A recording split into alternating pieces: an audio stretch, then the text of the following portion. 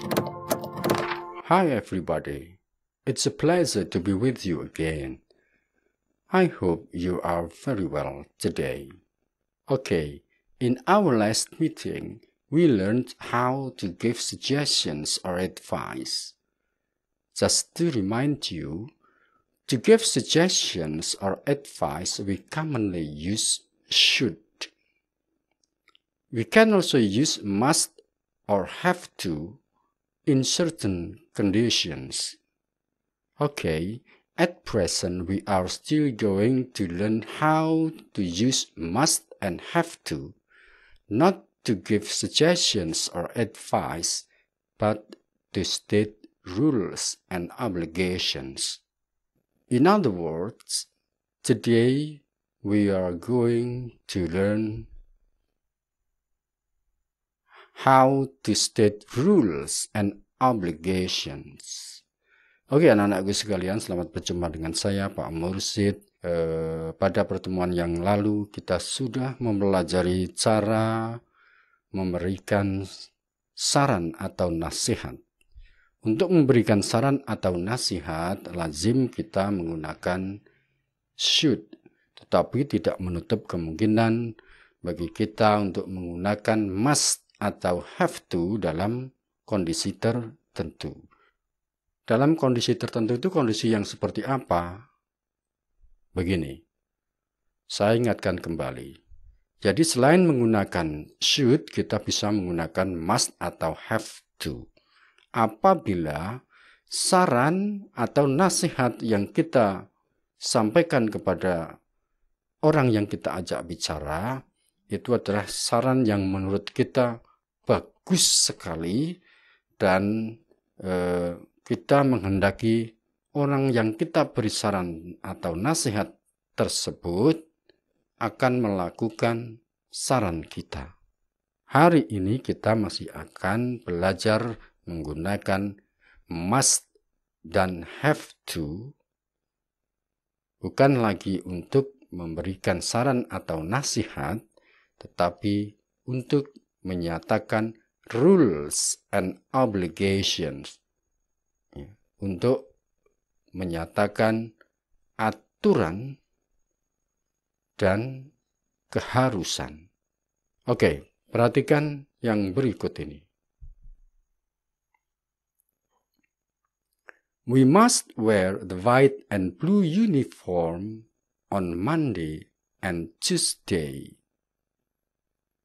Kita harus memakai seragam putih biru pada hari Senin dan Selasa.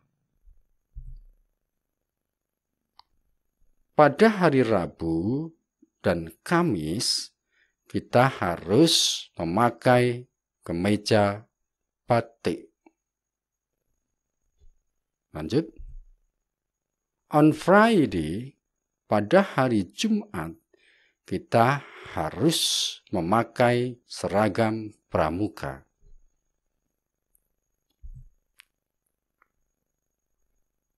We must not wear a t-shirt or a casual wear during the school hours. Pada kalimat keempat ini menggunakan must not, bukan must. Kalau tadi dari 3 contoh sebelumnya kita menggunakan must, ya. Must berarti harus, sedangkan must not berarti tidak harus. Bukan. Must not bukan berarti tidak harus, tetapi tidak boleh atau dilarang. Sekali lagi, must not bukan berarti tidak harus, tetapi tidak boleh atau dilarang. Lanjut. Ini lagi menggunakan must not. We must not be late to school. Kita tidak boleh terlambat ke sekolah. We must come on time to class and to the flag ceremony. Kita harus datang tepat waktu pada saat pelajaran dan upacara bendera. Flag ceremony, upacara bendera. If we are late, jika kita late, apa itu late? Terlambat. We must wait outside the gate. Kita harus wait, menunggu, outside, di luar the gate, pintu gerbang.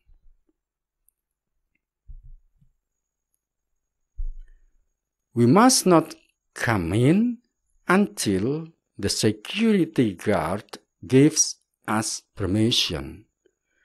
Kita tidak boleh come in, masuk, until, hingga atau sampai satpam, security guard itu satpam, gives us permission, memberi kita izin.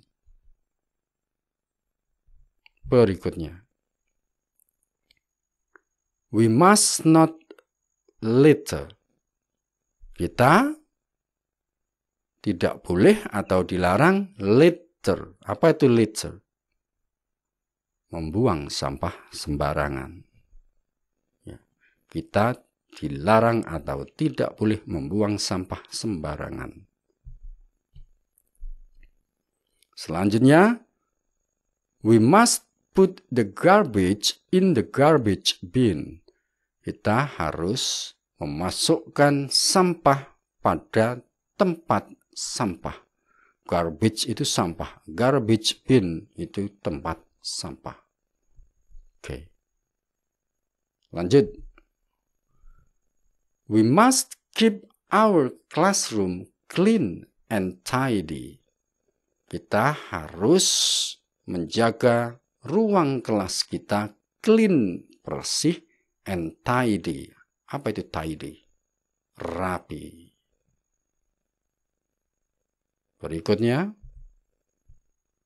we must not write or draw anything on the desk and on the wall. Kita dilarang menulis atau menggambar apapun pada bangku dan dinding. Oke, sampai di sini kalau kita perhatikan tadi semua contoh yang saya sajikan semuanya menggunakan must. Mengapa menggunakan must? Karena contoh-contoh tadi merupakan aturan yang dibuat oleh pihak berwenang tertentu. Dalam hal ini adalah sekolah. Penulisan atau penyebutan aturan resmi atau formal itu menggunakan must. Saya tegaskan lagi, peraturan resmi, penulisannya atau penyebutannya menggunakan must dan must not. Yang perlu saya tegaskan lagi, must not tadi berarti apa? Tidak boleh atau dilarang. Oke.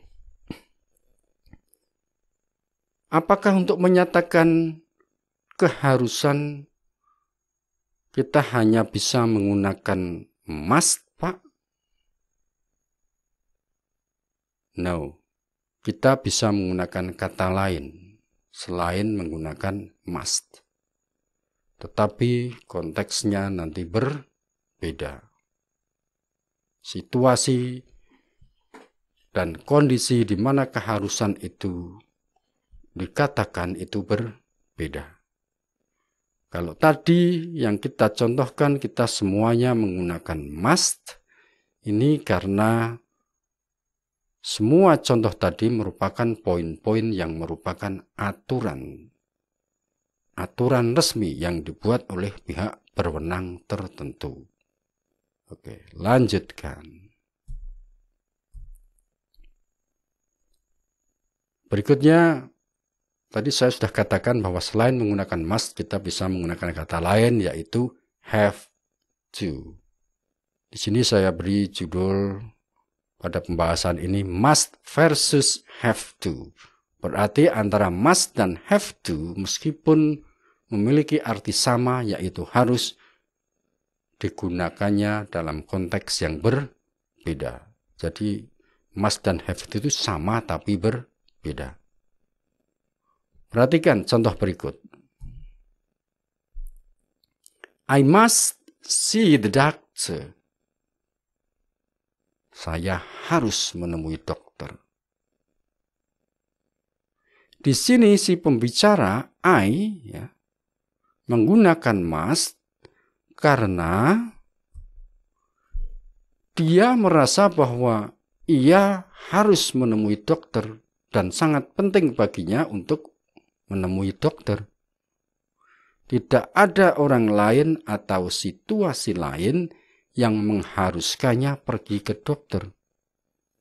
Jadi keharusan tersebut berasal dari dirinya sendiri, bukan berasal dari pihak atau faktor lain. Jadi memang si pembicara ini merasa harus. Bandingkan dengan yang ini. I have to see the doctor.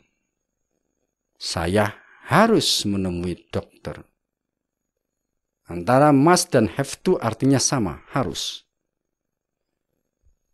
Di sini si pembicara menggunakan have to karena si pembicara tidak ada pilihan lain kecuali untuk pergi menemui dokter. Ia harus melakukannya. Ia harus menemui dokter. Karena mungkin memang ini saatnya untuk melakukan pemeriksaan rutin. Atau mungkin karena obat-obatannya sudah habis. Atau bisa jadi juga karena si dokter menyuruh dia menemuinya. Jadi dalam konteks ini keharusan berasal dari situasi, bukan dari diri sendiri. Tapi ada faktor eksternal, faktor dari luar yang menyebabkan dia menyampaikan keharusan ini. Oke, bisa dipahami? Contoh berikutnya. I must call her. Saya harus menghubungi dia. Kata call di sini bisa diartikan menghubungi. Kalau konteksnya itu pakai berkomunikasi dengan alat digital, yaitu bisa diartikan menelpon. Ya. Oke, di sini saya artikan menghubungi saja. Ya. Saya harus menghubungi dia. Ya, di sini I selaku pembicara memang merasa yakin bahwa dia harus menghubungi dia. Keharusan berasal dari dirinya sendiri. Tidak ada faktor lain dari luar. Bandingkan dengan yang ini. I have to submit my homework tomorrow. Saya harus mengumpulkan PR saya atau pekerjaan rumah saya besok. Di sini I si pembicara menggunakan have to karena ada faktor dari luar yang menyebabkan keharusan yang dia katakan itu. Misalnya ini karena guru menyuruh si pembicara. Jadi besok tugasnya harus dikumpulkan. Itu yang bilang si guru. Jadi keharusan dalam hal ini berasal bukan dari dirinya sendiri, tetapi karena ada faktor eksternal atau faktor dari luar, yaitu karena gurunya menyuruhnya. Oke? Bisa dipahami ya? Oke, pembahasan selanjutnya adalah negative obligations. Keharusan negatif. Atau bisa juga nih saya sebut prohibition, larangan ya. Oke, perhatikan. Untuk menyatakan keharusan dalam bentuk negatif, kita harus selalu menggunakan must yang ditambahi not. Must not atau sering disingkat mustn't. Perhatikan contohnya. You mustn't come. Itu kalau diartikan kamu tidak boleh datang. Kalimat ini menyatakan bahwa kamu yang diajak bicara harus tidak datang. Harus tidak datang. Kalimat ini berarti melarang kamu datang. Jangan pakai yang ini untuk menyatakan keharusan negatif. You don't have to come. Don't have to itu bukan keharusan. Meskipun kalau diartikan ada makna harusnya, kamu tidak harus datang. Berarti bukan keharusan ini. Ya. Bisa dipahami? Oke. Pada kalimat you don't have to come, itu menyatakan bahwa kamu tidak boleh datang, tetapi kamu boleh datang jika kamu mau. Oke, nanti silahkan kalian putar berulang-ulang video ini hingga kalian benar-benar paham. Memang untuk mempelajari must dan have to itu perlu perhatian khusus. Sebab antara must dan have to itu hanya ada perbedaan yang tipis sekali. Tetapi ini dalam percakapan sehari-hari, kalian akan lebih sering mendengarkan orang menggunakan have to daripada must. Sekali lagi, dalam percakapan sehari-hari. Oke. Berikutnya, kesimpulan. Kesimpulan pertama, must digunakan untuk menyatakan keharusan, di mana keharusan tersebut merupakan aturan resmi atau formal yang dibuat oleh pihak berwenang tertentu. Jadi dalam konteks ini, aturan resmi biasanya dalam bentuk tertulis. Tetapi ketika aturan resmi tersebut diucapkan dalam percakapan sehari-hari, ya tetap harus menggunakan must. Oke. Kesimpulan kedua, dalam percakapan sehari-hari, must digunakan jika keharusan tersebut datangnya berasal dari dalam diri pribadi si pembicara atau merupakan ketentuan atau aturan yang berasal dari pihak yang berwenang tertentu. Tadi sudah saya sebut di bagian kesimpulan yang pertama ya. Selanjutnya, have to digunakan untuk menyatakan keharusan yang datangnya dari si pembicara. Kesimpulan terakhir, untuk menyatakan keharusan dalam bentuk negatif, yang digunakan adalah must not atau mustn't, bukan don't have to. Mustn't atau must not tadi artinya apa? Tidak boleh, atau dilarang, atau harus tidak. Kalau don't have to artinya apa? Tidak harus. Berarti kalau don't have to itu sebenarnya bukan merupakan keharusan. Oke, sampai di sini untuk hari ini saya kira cukup. Nanti kalau masih ada masalah atau masih ada yang belum dipahami, silahkan kontak saya. hubungi saya. Pasti saya akan bantu. Oke, sekian. See you again in the next video.